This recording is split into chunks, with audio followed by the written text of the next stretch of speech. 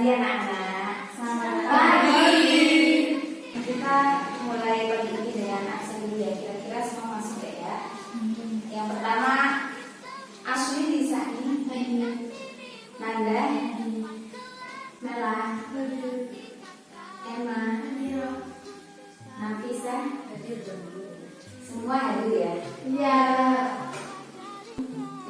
Kira-kira ada yang sudah tahu materi pagi hari ini? Saya Apa? interaksi sosial. Oh iya, 100 buat kamu.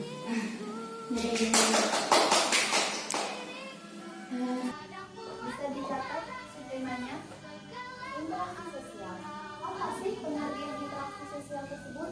Pengertian interaksi sosial adalah hubungan antara orang atau perseorangan, antara kelompok dan perseorangan antara kelompok.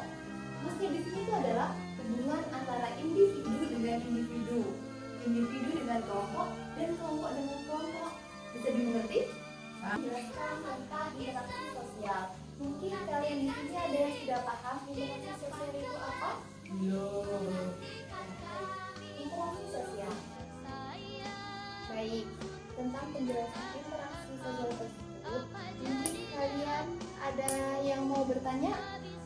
Ya, Ya, dipersilakan. Sebutkan pertanyaannya. mengapa kita perlu melakukan interaksi? Mengapa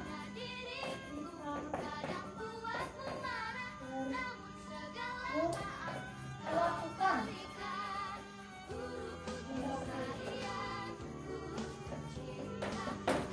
kedua, pertanyaan kedua?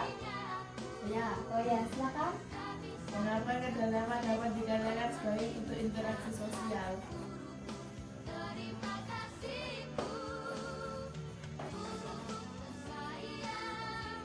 Interaksi sosial. Baik, saya langsung menjawab pertanyaan yang pertama itu, mengapa kita perlu melakukan interaksi? Kenapa sih kita perlu melakukan interaksi? Yang pertama itu tadi sudah saya jelaskan, yaitu adalah untuk memenuhi kebutuhan seperti sandang, pangan, dan papan. Sandang, pangan, dan papan.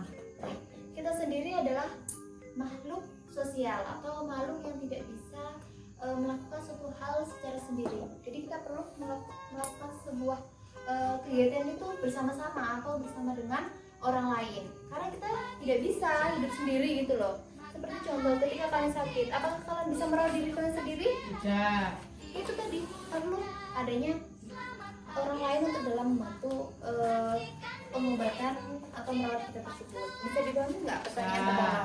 Oke, selanjutnya pertanyaan kedua itu, mengapa kerjasama itu disebut sebagai bentuk interaksi? Betul seperti itu? Ya, Ya, kerjasama. Kerjasama tadi kan sudah saya jelaskan. Kerjasama itu adalah seseorang atau kelompok melakukan suatu pekerjaan secara bersama-sama agar hasil yang dicapai itu tadi secara sangat maksimal atau secara sempurna.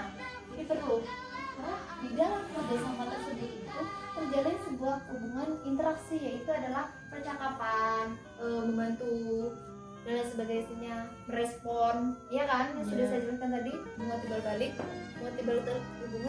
tadi kan merespon orang yang ingin bertanya. Kalau orang bertanya, pakunya di mana tempatnya? Ya dijawab di situ. Minta tolong angkatkan kayu ini ke sini, gini.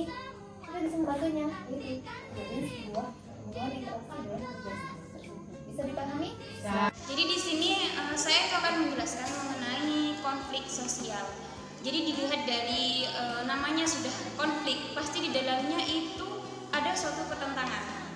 Ya, yang bisa dari bahasa yang lebih mudah, pastinya ada pertentangan antara dua orang atau lebih, yang mana di dalamnya itu ada unsur-unsur untuk menjatuhkan satu dengan yang lain. Seperti itu. Jadi konflik sosial di sini bisa dikatakan yaitu pertentangan antara dua orang atau lebih, atau bisa jadi kelompok yang satu dengan yang lain, yang mana di dalamnya ada unsur untuk menjatuhkan yang lain dan ada unsur sendiri untuk mencapai tujuannya tersebut. Seperti itu. Setelah tadi mengenai pengantar mengenai konflik sosial itu sih? Seperti itu ya. Jadi kita masuk ke faktor-faktor penyebab konflik. Pastinya kalau ada konflik pasti ada perbedaan di dalamnya. Kalau seandainya nggak ada perbedaan, nggak mungkin kan ada konflik seperti itu ya. Nah, untuk yang pertama, apa sih penyebab konflik itu sendiri, Bu? Ya, untuk yang pertama yaitu ada perbedaan dari individu itu sendiri. Pastinya setiap orang kemauannya kan beda-beda. Yang satu pengen ini, yang satu pengen ini, seperti itu kan. Jadi nanti dari kebutuhan yang mereka yang berbeda, dari individu itu yang berbeda, pasti ada aja yang bertentangan satu dengan yang lainnya seperti itu. Yang kedua ada perbedaan kebudayaan. Pasti dalam setiap tempat mempunyai kebudayaan tersendiri. Ya, yang ini menganggap bahwa kebudayaannya itu paling benar, yang ini juga. Jadi pasti itu punya adat tersendiri, punya kebiasaan tersendiri dalam kebudayaan itu. Pasti nanti keduanya jika digabungkan pasti ada aja gitu konflik di dalamnya karena perbedaan budaya tersebut.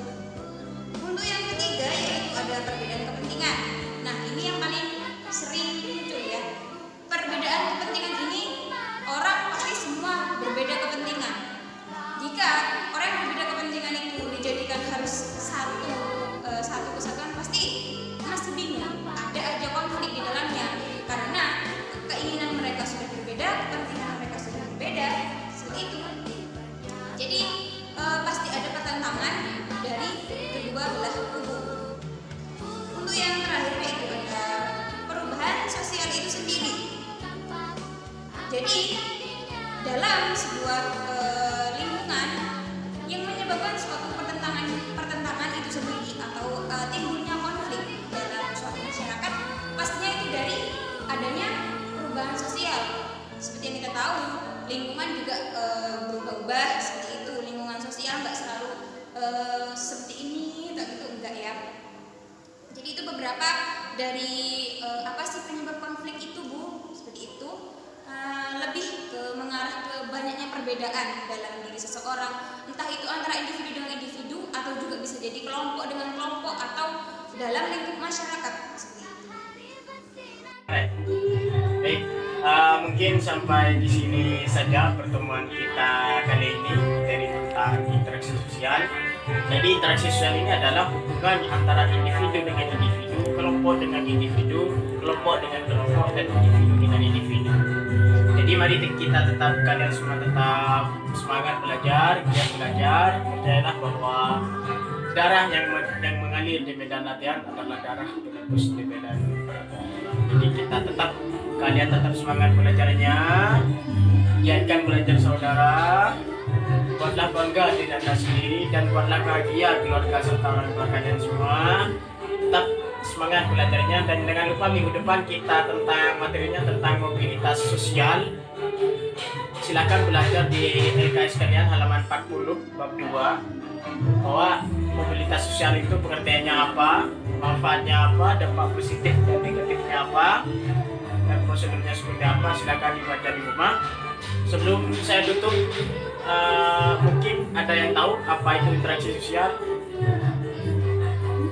Interaksi sosial itu adalah hubungan antara individu dengan individu dan individu dengan kelompok dan kelompok dengan kelompok.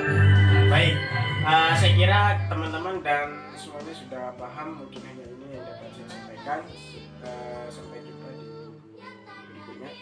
Kurang lebihnya mohon maaf. Assalamualaikum warahmatullahi wabarakatuh.